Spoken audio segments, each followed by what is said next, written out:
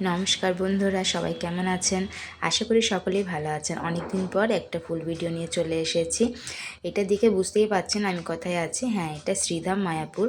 তো আমি কেন মায়াপুরে গিয়েছিলাম, কী উদ্দেশ্যে, সেটা জানতে হলে পুরো ভিডিওটা দেখতে হবে। ভোরবেলা উঠে বাড়ির সমস্ত কাজ করে পুজো টুজো করে রেডি হয়ে গিয়েছিলাম। আর এখানে লাগেজ প্যাকিং করে নিয়েছি। আর বারবি, পিহুর বাবা সবাই আমরা রেডি হয়ে পড়েছিলাম। কিছুটা হেঁটে হেঁটে গিয়ে তারপর আমরা টোটোতে যাব। টোটোতে গিয়ে পাঞ্জাবি মোড়ে যাব, ওখানে বাস আসবে। আমরা হেঁটে হেঁটে গেলাম রথের কাছে। ওখানে দাঁড়িয়ে থাকতে থাকতে টোটো চলে এসেছিলো, তো টোটোতে উঠে পড়লাম। সেখান থেকে আমরা গেলাম পাঞ্জাবি মোড় টোটো করে। আর আমরা যাদের সাথে যাব তারা সবাই আগে থেকে এসে ওখানে পৌঁছে গিয়েছিল, আমরাও পৌঁছে গেলাম। তারপর কিছুক্ষণের মধ্যে বাসও চলে এলো, বাসে সবাই উঠে পড়লো, আমরা উঠে পড়লাম। আমরা এখানে দুটো সিট নিয়েছিলাম। বিহু আর আমি একটাতে বসেছিলাম, আর বারবি এবং ওর বাবা একটাতে বসেছিল। তারপরে কিছুক্ষণের মধ্যে বাস চলতে শুরু করলো, আমরা বাসে যাত্রা শুরু করলাম আমাদের। এখানে বাসে সবাই উঠে পড়েছে, নিজের নিজের জায়গায় বসে পড়েছিল। তারপরে আমাদের বাস গিয়ে থামলো বর্ধমানে। তো বর্ধমানে নবাবহাটে বাস স্ট্যান্ডে বাসটা দাঁড়িয়েছিল, সেখানে টিফিনের ব্যবস্থা করা হয়েছিল। সবাইকে টিফিনের এক একটা প্যাকেট দেওয়া হয়েছিল। তো ওখানে যে যার মতো করে টিফিন এবং জল খেয়ে নিল। তারপর ওখান থেকে আমাদের বাস গিয়ে দাঁড়ালো নবদ্বীপে। সেখান থেকে আমরা লঞ্চে উঠে পড়েছি, কারণ আমরা যাব মায়াপুর। তো এখানে সবাই লঞ্চে আমাদের যতগুলো দলের ছিল সবাই উঠে পড়েছিলাম। তারপরে এখানে একটু ভিডিও করতে করতে যাচ্ছিলাম। আমার সাথে বিহু পাশে বসেছিল। বিহুর তো খুব ভালো লাগছিল, কারণ বিহুকে ফার্স্ট টাইমই লঞ্চে উঠিয়েছি। তাছাড়া বিহুর মায়াপুরে ফার্স্ট টাইম। আর বারবিকে ছোটোবেলায় একবার নিয়ে এসেছিলাম। তো এখানে আমরা গঙ্গা নদীতে যাচ্ছি যখন, তখন বিহুকে দেখাচ্ছিলাম নদীটা। আর ওই দূরে এত নৌকো ছিল, বিহু দেখে ভীষণ খুশি হচ্ছিল। এটা গঙ্গা, আর এপারে আছে জলঙ্গি নদী, দুটোর মিলনস্থলটাও দেখালাম।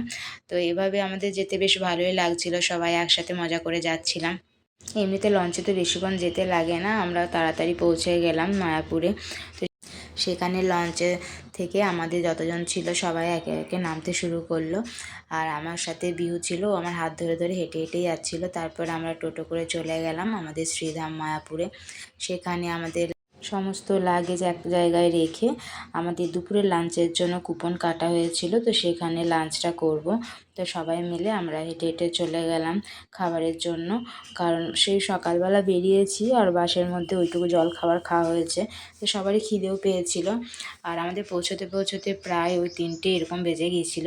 তো আমরা এখানে হেঁটে হেঁটে গেলাম খাবারের জায়গায়, সেখানে আমরা খেতে বসে গেছি সবাই। আমাদের সবারই একসাথে প্রসাদ খাওয়া হয়ে যাওয়ার পরে আমরা সেখান থেকে বেরিয়ে আসি এবং হাঁটতে হাঁটতে এসে যেখানে আমাদের লাগেজগুলো রাখা ছিল সেখানে এলাম। সেখানে কিছুক্ষণ বসে আবার টোটো করে আমরা যাব যেখানে ভবনটা নেওয়া হয়েছে সেখানে। তারপর আমাদের দলের যতজন ছিল সবাই এক জায়গায় এসে নিজের নিজের লাগেজ নিয়ে তারপরে আমরা চলে গেলাম রুমে। সেখানে কিছুক্ষণ থেকে রেস্ট নিয়ে আমরা আবার সন্ধ্যাবেলায় সন্ধ্যা আরতি দেখার জন্য কয়েকজন মিলে বেরিয়ে এসেছিলাম টোটো করে। তো এখানে আমরা মন্দিরের ভেতরে যাচ্ছিলাম সন্ধ্যা আরতি দেখবো বলে। তো আমাদের এখানে ফোন টোন সব জমা করে তারপরে আমরা সন্ধ্যা আরতি দেখতে ভেতরে গিয়েছিলাম। তো ভেতরে তো ফোন অ্যালাউ নেই, তো যে সন্ধ্যা আরতি দেখে আমরা কিছুক্ষণ থেকে তারপর আবার ব্যাক করলাম রুমের জন্য। তো এখানে কীর্তন হচ্ছিল, বিহু দেখছিল তাকিয়ে তাকিয়ে। আর সব থেকে বড় ব্যাপার হলো এই যে ফেরার টাইমে বিহু ভিড়ের মাঝে একা একা হাত ছেড়ে দিয়ে কোথায় যে চলে যাচ্ছে, আমাদের সবাই আমরা পেছনে আছি আর বিহু আগে আগে দৌড়ে দৌড়ে এরকম এঁকে বেঁকে চলে যাচ্ছে লোকের ভিড়ের মধ্যে। আর আমি ওর পিছনে যাওয়ার জন্য দৌড়াচ্ছি এবং ফোনটাও নিয়েছি ভিডিও করার জন্য। তো এইভাবে আমাকে দৌড়াতে হচ্ছিল ওর পিছনে পিছনে, আর ও এগিয়ে এগিয়ে যাচ্ছে। তো যাই হোক আমরা রুমে চলে এলাম। তারপর রাতে ডিনার করে শুয়ে পড়েছিলাম। আর কথা হয়েছিল যে ভোরবেলা মঙ্গল আরতি দেখতে যাব। তো আমরা ঠিক উঠে গিয়েছিলাম 4জন, বাকিরা কেউ আসেনি। তো আমাদের আসতে একটু লেট হয়ে যাওয়ায় আমরা মঙ্গল আরতি দেখতে পাইনি। তো যাই হোক সকালবেলাটা কিন্তু শ্রীধামে কাটালাম এবং বেশ ভালো লাগছিল কিছুক্ষণ থেকে। তারপর আমরা চলে গেলাম গোশালাতে, কারণ বারবি বিহু এদের খুব ভালো লাগবে বলে। আর তাছাড়া বিহুকে তো যেহেতু প্রথমবার নিয়ে এসেছি, তো বিহুকে একটু ঘুরিয়ে দেখাবো বলে আমরা চলে এলাম গোশালায়। এখানে বিভিন্ন প্রজাতির গোমাতা ছিল। আমাদের বারবি বিহু দুজনেই ভীষণ খুশি হয়েছে দেখে। আর বারবি তো বলছিল দেখো আমাদের দিকে তাকিয়ে দেখছে গোমাতাগুলো। আর এখানে বিভিন্ন রকমের ছিল, অনেকটা এরিয়া নিয়ে। আমরা যদিও আগে এসেছি, মানে বারবি যখন ছোট ছিল তখন 3 বছর, তখন ওকে নিয়ে এসেছিলাম, ও হয়তো ভুলে গেছে, তাই ওরও আরেকবার দেখা হয়ে গেল। আর বিহুর তো ফার্স্ট টাইম, আগেই বললাম। তো এখানে আমরা হেঁটে হেঁটে সমস্ত গোশালার গোমাতাদেরকে দেখলাম আর কিছু ফটো ভিডিও করলাম। তারপর ওখান থেকে বেরিয়ে আমরা আবার হাঁটতে হাঁটতে চলে গেলাম মন্দিরের কাছে, কারণ ওখানে সকালবেলা কিছু ফটো তুলবো বলে। কারণ ভোরবেলায় যখন এসেছিলাম তখন অন্ধকার ছিল, কিছুই দেখা যাচ্ছিল না।